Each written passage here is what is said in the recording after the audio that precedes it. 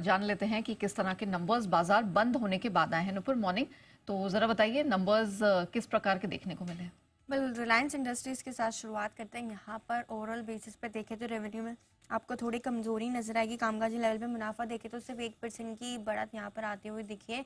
Company के जो तीनों सेगमेंट्स हैं, ओटीजी, साथ ही साथ जियो और रिटेल, जहाँ पे जो मेन स्ट्रीम सेगमेंट्स है रिटेल और ओटीजी, वहाँ पर कमजोरी आपको नजर आएगी। हालांकि जियो का जो प्रदर्शन रहा है वो काफ़ी बेटर रहा है।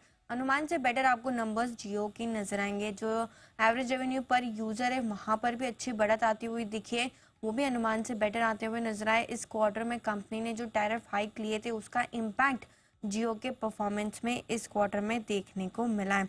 रिटेल के नंबर्स देखें तो यहाँ पर जो फुटफॉल्स है वो भी आपको है ना बिल्कुल स्टेडी नजर आएंगे। हालांकि अनुमान से कमज़ोर रिटेल के नंबर्स आते हुए दिखे। मैनेजमेंट ने भी कहा है कि जो डिमांड है वो काफ़ी टेपिड थी इस क्वार्टर में। क्वार्टर 2 में डिमांड की कंसर्न्स यहाँ पर नजर आई है।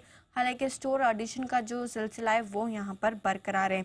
ऑयल टू केमिकल की बात करें तो यहाँ पर कमजोरी ज़्यादा है।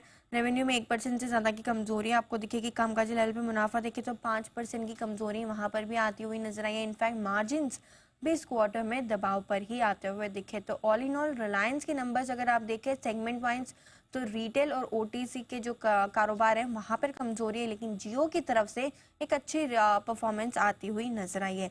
एचसीएल टेक यहाँ पर बेटर देन एस्टिमेट्स आपको परफॉर्मेंस नजर आ रही है। रेवेन्यू में 3% की बढ़त है। डॉलर रेवेन्यू भी देखे तो 2.5% की बढ़त यहाँ पर भी आती हुई दिखी है। मार्जिन हालांकि 17.6% का अनुमान था, उससे बेटर आपको मार्जिन आते हुए नजर आ रहे हैं। मुनाफा भी देखे तो यहाँ पर भी अनुमान से बेटर आपको मुनाफा आते हुए दिखेगा।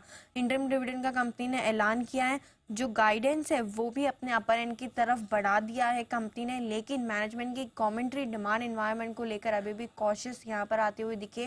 ब्रोकरेजेस का ये कहना है कि इतने अच्छे नंबर्स होने के बावजूद मैनेजमेंट ने गाइडेंस को ज़्यादा नहीं बढ़ाया, तो वो एक थोड़ी सी नेगेटिव यहाँ पर बात निकल कर आई है। एंजल वन पर फोकस है। नंबर्स यहाँ पर काफ़ी बेटर है। 44% की रेवेन्यू ग्रोथ आपको यहाँ पर नजर आएगी। कामकाजी लेवल पे मुनाफा देखे तो 51% की ग्रोथ है। मार्जिन में 200 बेसिस पॉइंट का इंप्रूवमेंट देखने को मिला है। मुनाफा भी देखे तो 40% की ग्रोथ वहां पर भी नजर आएगी।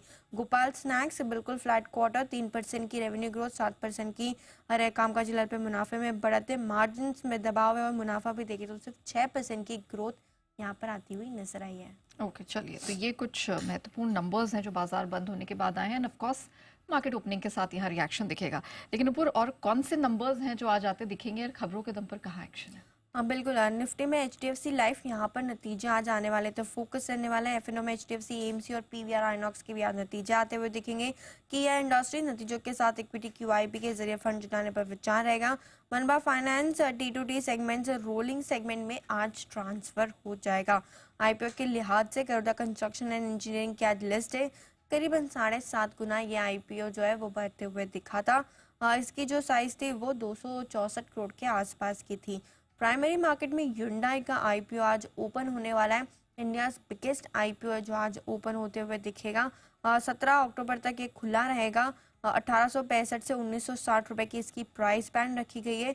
इशू साइज जो है वो 27,870 करोड़ की साइज यहाँ पर है। अब तक का सबसे बड़ा आईपीओ है और पूरा का पूरा ओएफएस यहाँ पर है। एंकर बुक के जरिए 225 निवेशकों ने करीबन 8,315 करोड़ रुपए जुटाए, जिसमें आपको government of Singapore, ICICI Pru, blue chip fund जैसे बड़े नाम यहाँ पर नजर आएंगे।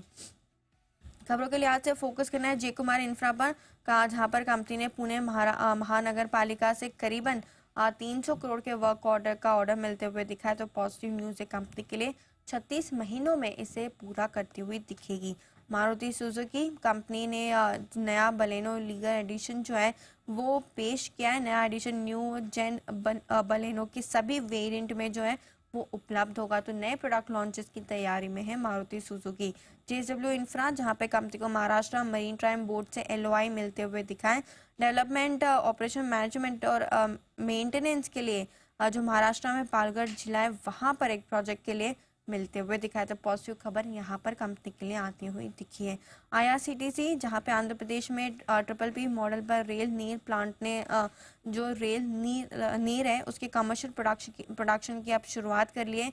तो पॉजिटिव खबर यहाँ पर भी आती हुई नजर आई है। जाइडस लाइफ, जहाँ पे कंपनी की एक दवा के दूसरे चरण को ट्रायल के लिए अब मंजूरी मिल चुकी है, शुरुआत यहाँ पर होते हुए नजर आ रहा है। तो पॉजिटिव न्यूज़ कंपनी के लिहाज से यहाँ पर आपको नजर आएगी। एक्सारोटाइल, जहाँ पे बोर्ड से शेयर विभाजन को अब मिल चुकी है मंजूरी, एक शेयर को 10 में विभाजित किया जाएगा।